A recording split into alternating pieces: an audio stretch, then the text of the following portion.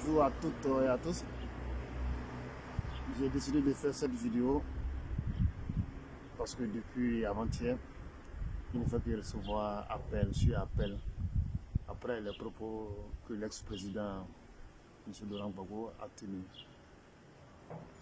lors de sa réception, de la réception qu'il a accordée aux épouses de ceux qu'il appelle prisonniers politiques. Au cours de cette rencontre, il a tenu des propos qui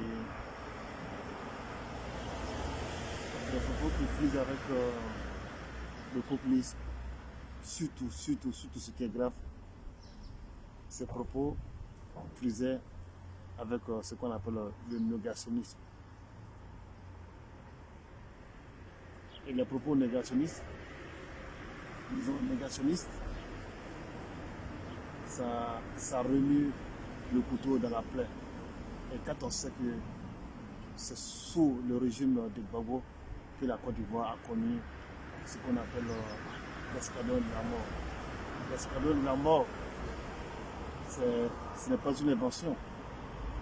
C'est quelque chose de palpable qu'on peut toucher de la main. Parce que l'histoire de la Côte d'Ivoire sous Gbagbo, elle est contemporaine. C'est ce que les Ivoiriens ont vécu sous le régime de Gbagbo. L'escadron de la mort, l'histoire nous apprend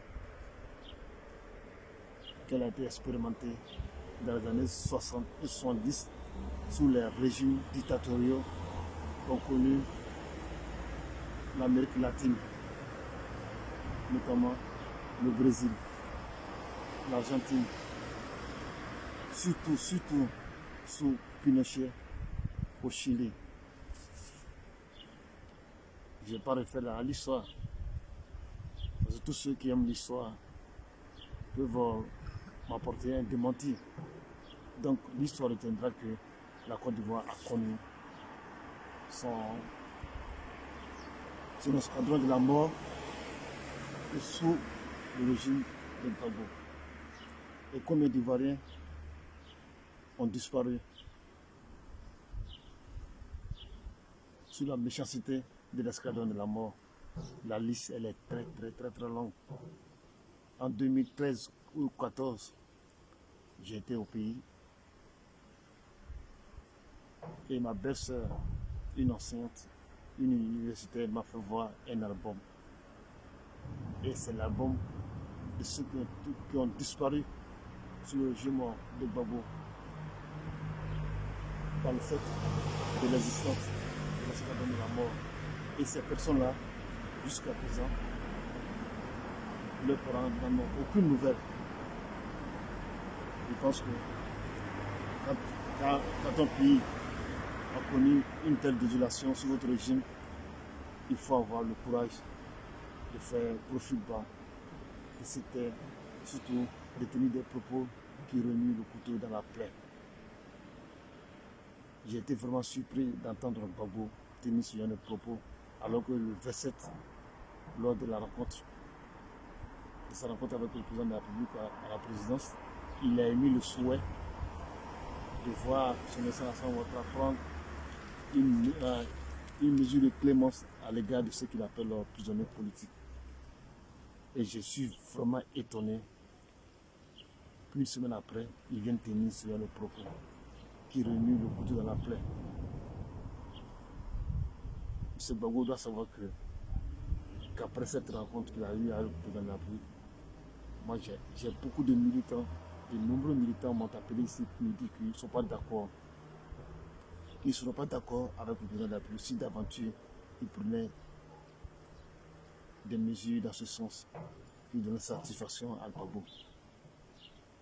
Actuellement, le président de la République, son excellence est entre le marteau et l'enclume. Il sait qu'il a de ses nouvelles, surtout les nouvelles du mécontentement de la base, de ces militants qui manifestent, qui ont exprimé leur mécontentement, leur opposition quant à une éventuelle prise de décision dans ce sens, dans le sens de l'amnistie. Gbagbo est vraiment conscient de cela. Et je suis vraiment étonné que, étant conscient de cela, ils tiennent à ce propos-là. À moins que vraiment, à moins que il ait un autre plan derrière la tête, un autre plan inavoué, celui de voir les militants de son excellence Alassane Ouattara remonter contre lui. Sinon, comment comprendre qu'il puisse tenir ce genre de propos? C'est de propos blessants qui remuent le couteau dans la plaie. Nos militants en veulent à son excellence Alassane Ouattara. Chaque jour, les militants m'appellent ici et me disent que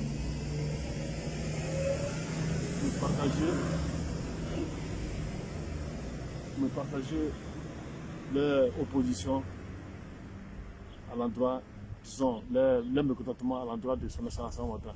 Parce que tous sont unanimes à dire que l'impunité est très très grandissante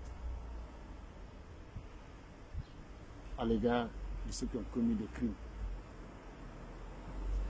Il n'a plus, il sait. Mais il sait qu'en tant qu'homme de paix, qui veut aller de l'avant, parce qu'il a un objectif. Cet objectif, c'est de rendre émergent notre pays. Et s'il veut atteindre ce noble objectif, il doit mettre beaucoup d'eau dans son vin. Il doit faire beaucoup de concessions. Et parfois, ces concessions sont très, très, très, très douloureuses. Je dis bien, ces concessions sont très, très douloureuses. Et parfois, j'ai du mal aussi à supporter ces concessions. Mais quand j'ai fait une petite réflexion en disant qu'il veut atteindre un objectif, cet objectif d'émergence, donc il a beaucoup de sacrifices à faire. Parce qu'il doit rassurer nos partenaires, il doit rassurer les investisseurs qui viennent avec les capitaux. Et ce qui rassure les capitaux, c'est un climat de paix, c'est la cohésion sociale, c'est la réconciliation.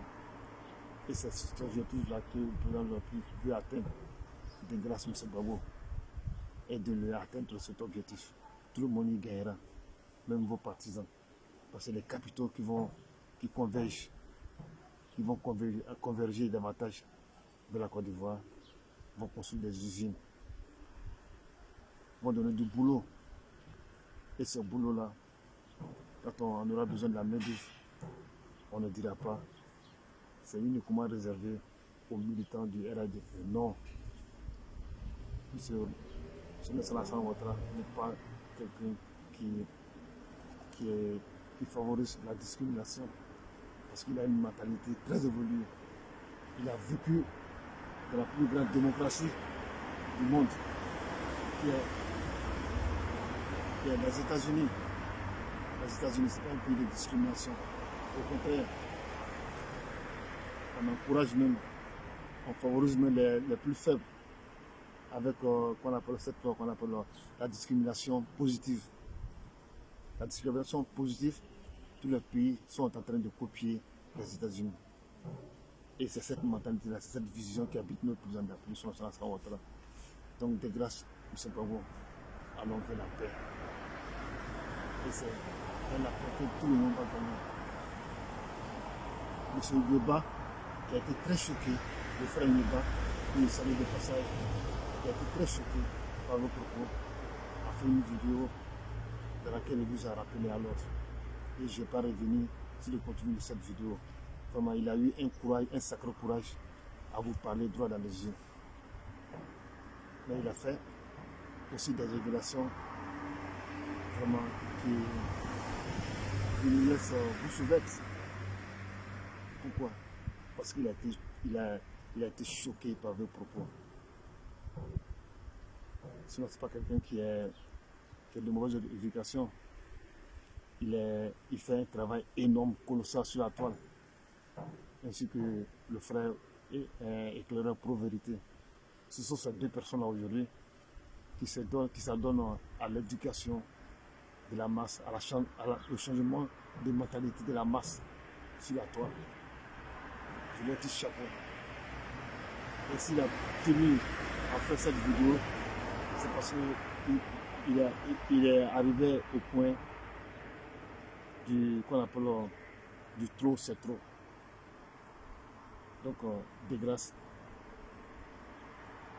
si on est propre incendiaire, surtout négationniste, dans le futur, on ne veut plus entendre parler. Les Ivoiriens ont continué à se regarder, disons, se sont regardés longtemps en chien de faïence. Et on veut tourner la page de ce système-là, où on se regarde en chien de faïence. La France et l'Allemagne nous ont donné l'exemple en Europe. Leur confrontation, leur guerre, ont fait plus de, disons, des millions de morts. Mais ils se sont assis et ils ont dit allons de l'avant. En Europe, ce sont les deux pays qui prennent des grandes décisions. Parce qu'ils ont fait la paix. Et cette paix doit nous inspirer. La Côte d'Ivoire doit grandir, la Côte d'Ivoire doit émerger. Et jamais la Côte d'Ivoire n'a eu autant de chances d'émerger, de grandir, de se développer que sous le président de la République, Alassane Ouattara. Aujourd'hui, on est fiers d'être ivoiriens partout en Europe. Quand on parle de Côte d'Ivoire, les investisseurs sont prêts à prendre les capitaux pour aller y investir. Et vous, Gbagbo, vous le savez très bien. Vous le savez. C'est sous le régime des réformateurs que les investisseurs fuyaient la Côte d'Ivoire. Aujourd'hui, ils sont en train de revenir. La Côte d'Ivoire est devenue un pays moderne, un exemple pour toute l'Afrique. Et cet exemple, on doit continuer à le promouvoir au niveau de toute l'Afrique, du continent africain. Bye bye, see you next time.